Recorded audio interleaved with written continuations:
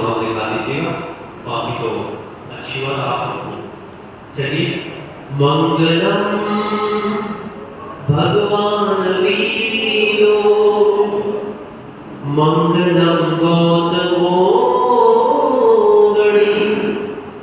मंगलम कुंद कुंदाद्यो जैन धर्मोस्तु मंगलम सर्वमंगलमांगल्यम सर्वकल्याणकारिकम प्रधानम सर्वधर्माणां जैनं जयतु शासनम जैनं जयतु शासनम जैनं जयतु शासनम मंगलमय जीवन बने मंगल मंगल हो निर्भय वाणी सुन करके सबका मंगल हो सबका मंगल हो सबका मंगल हो। आइए ज्ञान की गंगा में डुबकी लगाएं, अपने अज्ञान को दूर भगाएं। सकल दिगंबर जैन समाज मुजफ्फरनगर उत्तर प्रदेश भारत की ओर से आचार्य भगवान के चरणों में तेरी बात नमोस्तु नमोस्तु नमोस्तु। और जो भव्य आत्मा YouTube निर्भय वाणी चैनल के माध्यम से इसका आनंद ले रहे हैं, उन समस्त भव्य आत्माओं की ओर से बुद्धि बार नमोस्तु करते हुए इस कार्यक्रम से जोड़ रहा हूं जिसका नाम है आपके सवाल गुरुदेव के जवाब। पहला प्रश्न लेकर के हमारे बीच में श्रीमान राजेश्वर कुमार जी जैन LIC वाले मुजफ्फरनगर भारत उत्तर प्रदेश भारत आए और आकर के आज का अपना पहला प्रश्न करें। इसके बाद तैयार रहे श्रीमती रश्मि जैन। अगला प्रश्न रहेगा श्रीमती रश्मि जैन का। महाराष्ट्र के चरणों में शाश्वत होना मेरी जिज्ञासा है कि सिद्धों के गुणों में ये वर्णन आता है कि उन्हें सठ गुनी हानि वृद्धि होगी, तो उससे वो किस प्रकार से होती है? इसमें सिद्ध परमेष्टि सिद्धालय में विराजमान रहते हैं, तो उनमें भी सद्गुण हानि वृद्धि होती रहती है। तो कैसे? एक प्रश्न आज यहाँ पर राजेश्वर प्रसाद जी ने किया है। देखिए, सिद्धों के अनंत गुण होते हैं। इन अनंत गुणों को जो सिद्धों का ज्ञान एक सा, सुख एक सा, सब कुछ समान होता है, लेकिन जो एक अवलुलघु गुण है, कौन सा गुण? अवलुलघु। एक गोत्र कर्म के क्षय से प्रकट होता है, ना गुरु ना लघु, ना भारी ना हल्का। तो ये जब गुण प्रकट हो जाता है तो ये सद्गुण हानि वृद्धि होती है।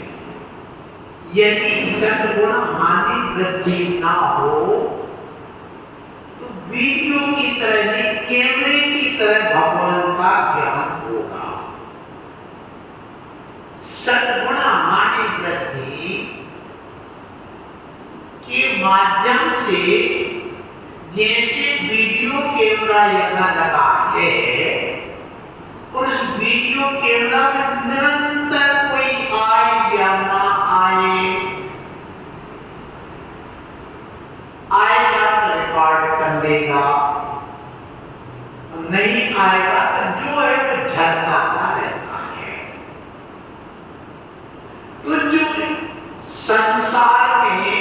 6 द्रव्य हैं, जीव, उद्गल, धर्म, अधर्म, आकाश और काल। इनमें जो परिणमन हो रहा है वह परिणमन भगवान के ज्ञान में जो झलकेगा वो अगुरु लघु गुण के कारण से, सद्गुण हानि वृद्धि के कारण से ही होगा। अन्यथा जैसे एक बार फोटो खींच दी, कोई फोटो जो की त्यों बनी रहेगी। यदि सद्गुण हानि वृद्धि नहीं मानोगे तो सिद्धों में सद्गुण हानि वृद्धि कैसे होती है? तो जो पदार्थ जिस रूप में परिणमन कर रहे हैं, जिस रूप में उनके भावों में, उन द्रव्यों में जो भी अनंत पदार्थ उद्गल की अपेक्षा से, अनंत पदार्थ जीव की अपेक्षा से, अनंत आकाश लंबे चौड़े की अपेक्षा से आकाश, इन सब में जो हानि और वृद्धि हो रही है वही हानि वृद्धि भगवान के ज्ञान में हो रही है। तो ज्ञान में नहीं होगी, उन पदार्थों के उस ज्ञान में झलकने से वो झलकन में होगी।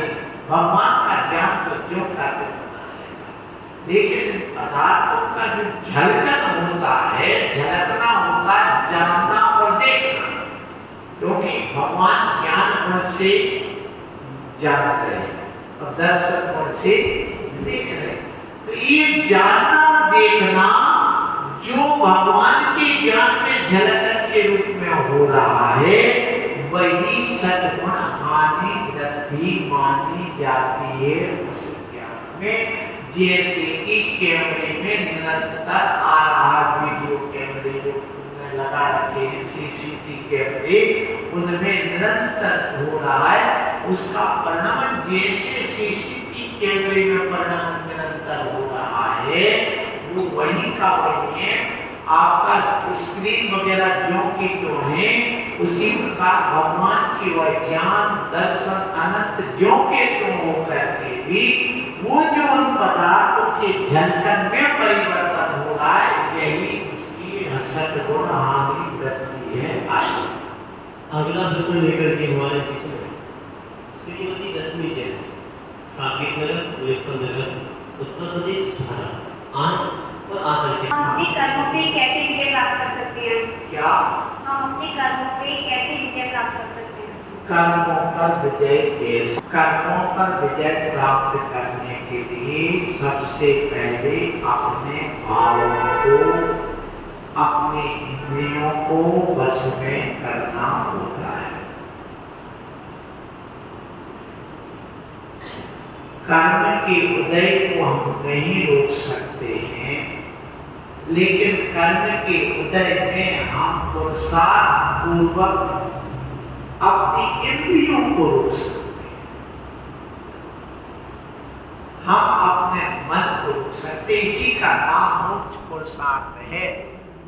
ऐसा मोक्ष पुरुषार्थ प्रत्येक श्रावक को करना चाहिए। तो इंद्रियों अपने कर्मों को रोकने के लिए सबसे पहले क्या करना, तो हमारे आचार्यों ने उपाय बताया है। क्या बताया है सुनो। उन्होंने कहा व्रत, समिति, गुप्ती, धर्म, अनुप्रेक्षा, परिसर्जय और चार्य, इनका पालन करिए तो कर्मों पर विजय पा जाओगे। सबसे पहले व्रत लो, नियम लो कि मैं ब्रह्मचर्य का व्रत लेती हूँ, नियम लो कि मैं रात में नहीं खाऊंगी, नियम लो कि मैं सप्तव्यसन से दूर रहूंगी, नियम लो कि मैं अपने परिग्रह का प्रमाण करूंगी। व्रत, समिति, हम चलेंगे तो जीव जंतु देख के चलेंगे, रात में घूमेंगे नहीं, एक जगह रहेंगे, समिति का पालन करेंगे। अनुप्रेक्षा, चिंतन करेंगे शरीर मेरा अलग है, आत्मा अलग है, व्रत समिति गुप्ती का पालन करेंगे, कम से कम बोलेंगे, जहां जरूरत होगी वहीं बोलेंगे, अनर्थ दंड से बचेंगे, अदवा तदवा काम नहीं करेंगे, वैराग्य में जीवन जिएंगे। अनुक्रिया परिषद 4 जो होते हैं 5 प्रकार का सामायिक क्षेत्रोपस्थापना, पर्याय शुद्धि, सूक्ष्म सामता, यथार्थ, इनका पालन करो तो कर्म को जीत लोगे आशीर्वाद। अगला प्रश्न लेकर के हमारे बीच में श्रीमान आतिश कुमार जी जैन, लक्ष्मण विहार, मुजफ्फरनगर, उत्तर प्रदेश, भारत। आज और आकर के हालांकि जो इससे पहले प्रश्न था मेरा काफी कुछ समाधान हो गया उससे, लेकिन फिर भी जो मेरे मन में शंका है कि हम मानते हैं कि जो भी हमें मिल रहा है वो कर्मों को पिछले जन्मों के कर्मों की वजह से मिल रहा है, तो क्या जो हमारे तीर्थंकर भी है वो भी कर्मों की वजह से पूर्वव्यक्ति से आए? इनको समझ में नहीं आया। हमें जो मिल रहा है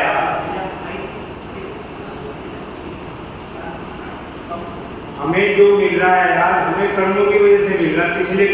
पिछले जन्मों के हमारे कर्म खराब रहे तो हमें उससे दुख उठाना पड़ रहा है। जब कर्म गुजर आते हैं और अच्छा पा रहे हैं, हम अच्छी पोस्ट कर रहे हैं, तो वो भी पिछले कर्मों की वजह से है।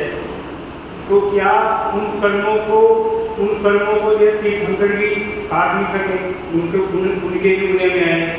तो क्या कोई ऐसा तरीका है कि जो पिछले कर्म जो हमें उन्हें आएंगे वो हट जाएं या कट जाएं, तो हमें उनका फल ना मिले तपस्या या धर्म की द्वारा? प्रश्न आया है कि हमारे कर्म जो हैं वे बिना फल दिए निकल जाए, ऐसा कोई उपाय है? मूल प्रश्न ये है, सुनिए, है उपाय है। देखिए, हमने कल 10 करण की बात करी थी, कर्मों की 10 अवस्थाएं, उसमें संक्रमण होता है। संक्रमण में क्या करते हैं? परिवर्तित कर देते हैं कर्म,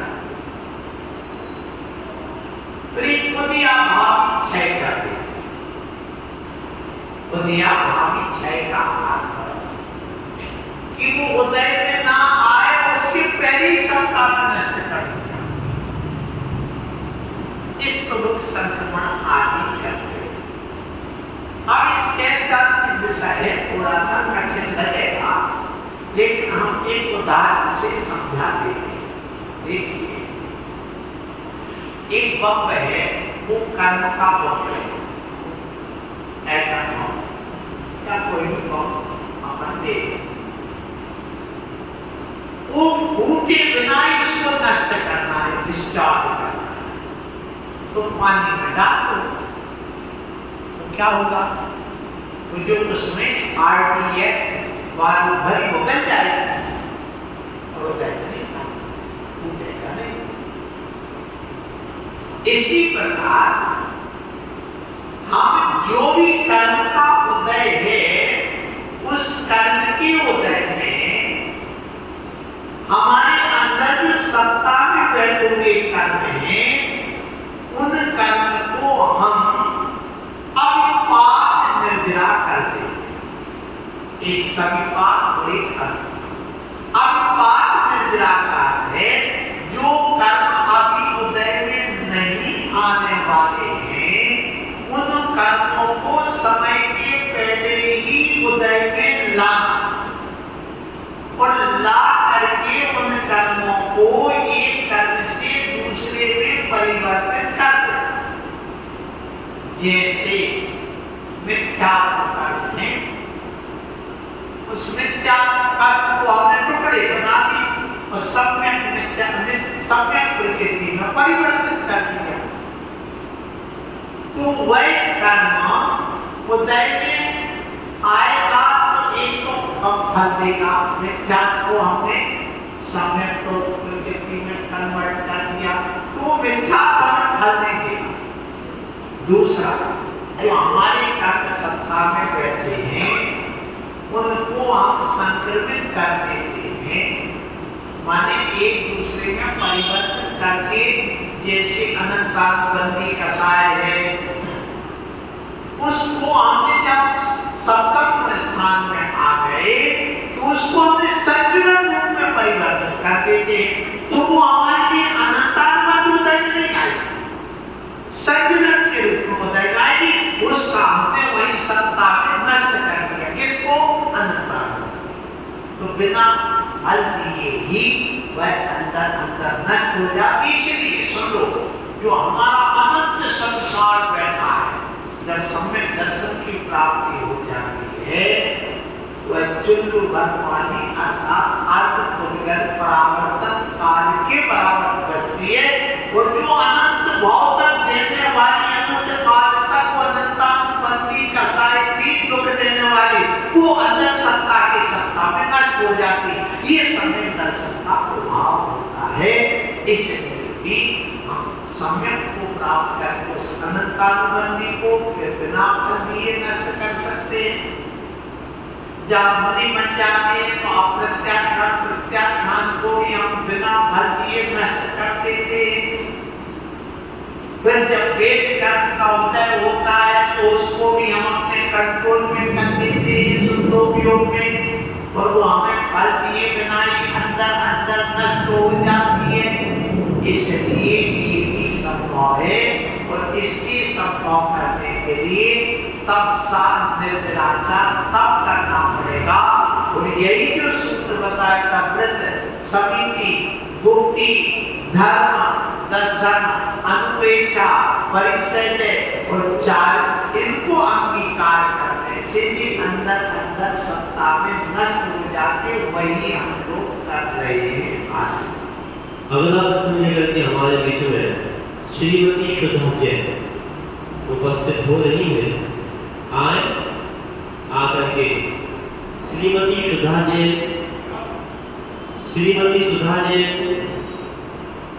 आए आकर के अपना प्रश्न करें।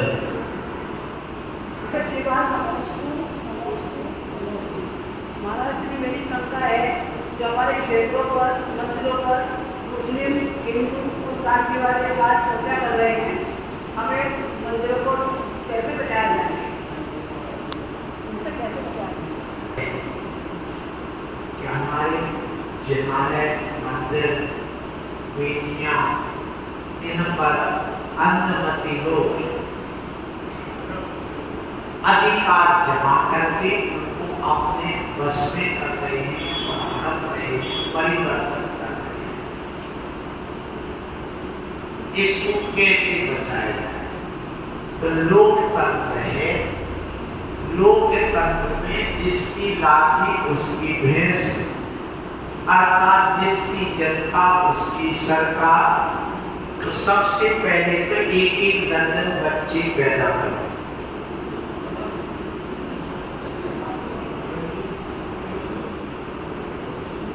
एक बच्चा धर्म के लिए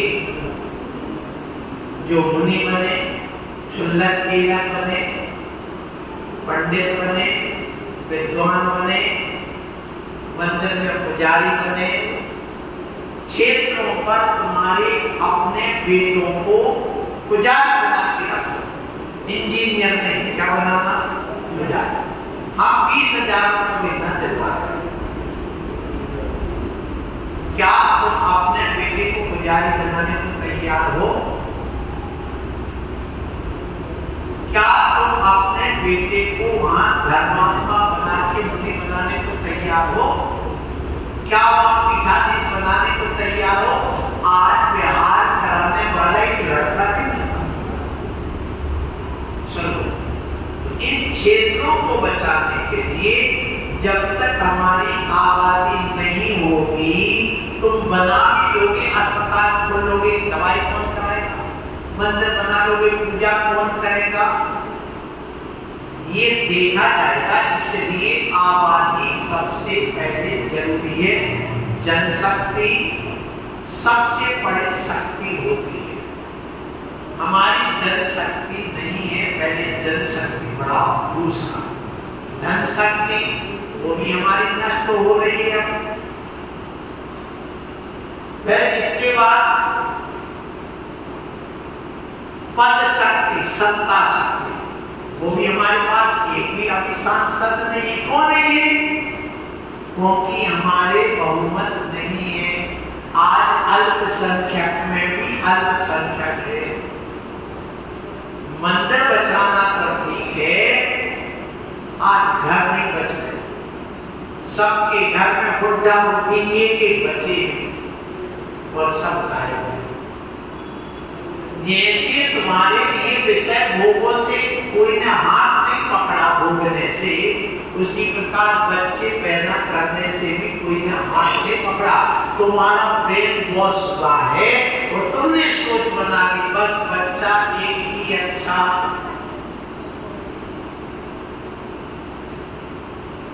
और एक बच्चे से तुम्हारे 100 साल में धर्म समाप्त हो जाएगा। कितने साल में? बोलो 100 साल। चिंता करना जरूरी है, अच्छी है। आप कहोगे कैसे हो जाएगा? तो वो और ऐसे हो जाएगा। पति पत्नी तो प्राण दोनों ने मिल करके एक बच्चे को जन्म दिया। अब बताइए, 2 मरेंगे, एक छोड़ के जाएंगे। आज हम जैसे 50 लाख हैं तो 25 साल बाद कितने बचेंगे? 2 मरेंगे, एक छोड़ के जाएंगे तो 25 लाख।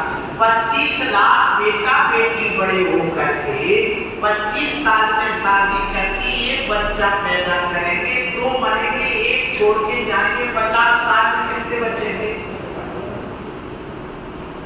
12.5 लाख बेटा बेटी बड़े होके 2 मिलकर एक बच्चा पैदा करेंगे। 2 मरेंगे, एक छोड़ के जाएंगे। 75 साल में कितने बचेंगे? 6 लाख। 6 लाख बड़े होकर के बेटा बेटी 2 मिलकर के एक पैदा करेंगे। 2 मरेंगे, एक छोड़ के जाएंगे। 100 साल में कितने बचेंगे? 3 लाख। वे 3 लाख भी नहीं बचेंगे। क्यों? हर 100 जोड़े में 2 जोड़े ऐसे होते जिनके कोई संतान नहीं होती, 5 होते। फिर हर 100 बच्चे में 4 बच्चे ऐसे होते जो विकलांग, रोगी, एक्सीडेंट आदि में मर जाते हैं। तो कितने बचेंगे? 0। तो अपने पांव पर पधाड़ी स्वयं पटक रहे हैं तो अपनी बहू को समझाओ कि बहू कम से कम 4 बच्चा पैदा कर।